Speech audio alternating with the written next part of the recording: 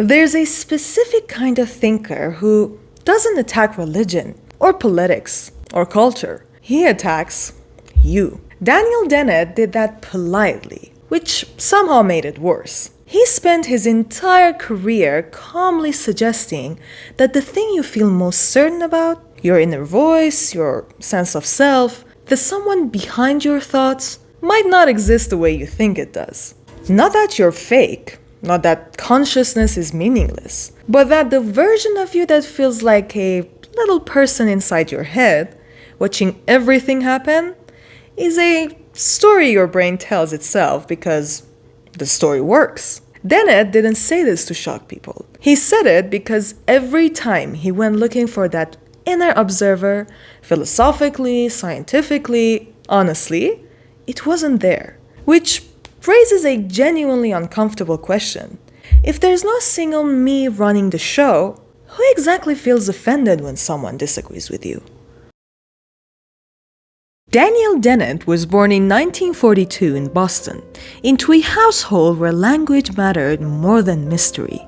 His father was a historian and intelligence analyst who died in a plane crash during World War II. A strange, unresolved absence rather than a defining tragedy. His mother taught English. Books, arguments, and clarity shaped the house. So, Dennett didn't grow up mystified by the mind. He grew up trained to explain things. At Harvard, then Oxford, he absorbed analytic philosophy, a tradition obsessed with precision, allergic to vagueness, and deeply suspicious of concepts that couldn't be pinned down. And consciousness, as everyone talked about it, felt very unpinned. Dennett entered philosophy at a time where consciousness was basically untouchable. Even scientists who rejected souls still treated subjective experiences special, something you could gesture at, but never assess. You could map neurons, sure, but the feeling of being you? Off limits. Dennett didn't buy that separation. To him, it felt like people were smuggling mysticism back in under polite academic language. If consciousness exists, and it obviously does, then it must be something the brain does, not something it contains. That single assumption put him at odds with a lot of very smart people. Dennett's defining instinct was simple but brutal. Don't start with intuition, start with function.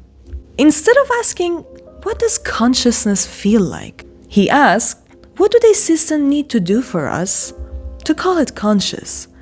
That shift changes everything. Suddenly, inner experience isn't sacred evidence. It's a report, a behavior, data produced by a system describing itself. Dennett wasn't denying experience. He was demoting it from judge to witness. This approach became something Dennett called heterophenomenology. The name sounds academic and quite long, but the move is relatable. If someone says, I feel anxious, Dennett doesn't argue. He also doesn't treat that statement as direct access to reality.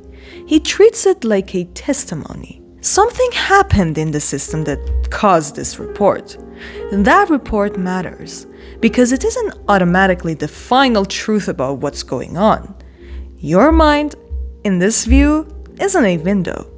It's an interface. In 1991, Dennett published Consciousness Explained.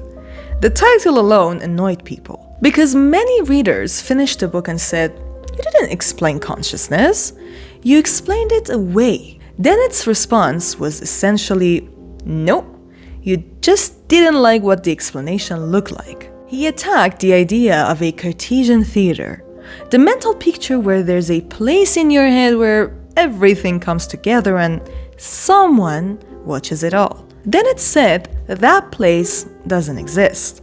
No screen, no viewer, no final moment where it all becomes conscious. Just processes influencing other processes. at different speeds, with no central narrator. This is the point where people usually feel a kind of quiet panic, because Dennett isn't insulting you. He's removing something you assumed was structurally necessary, and what replaces it isn't nothing, it's worse. It's systems, drafts, competing interpretations. You still feel like you, but Dennett is saying that feeling is the result, not the cause. Like realizing your reflection isn't behind the mirror. It's generated by the glass. Once that clicks, it doesn't stop being unsettling. It just becomes interesting. Here's what people often miss. Dennett wasn't a nihilist. He didn't think humans were empty or meaningless. He thought meaning emerges, not just from a soul switch. Your values, your identity, your personality, those are real patterns. They just don't live in a single point. To Dennett, insisting on a magical inner self actually cheapens how impressive minds are. No ghosts required. Just time, structure, and selection. Free will was another emotional minefield. Dennett argued that people were defending the wrong version of it. If by free will you mean uncaused causation, then no, that doesn't exist. But if you mean the ability to consider reasons, predict outcomes, and change behavior, then congratulations, you already have it. You don't need metaphysical freedom, you need functional freedom. And that was somehow even more offensive.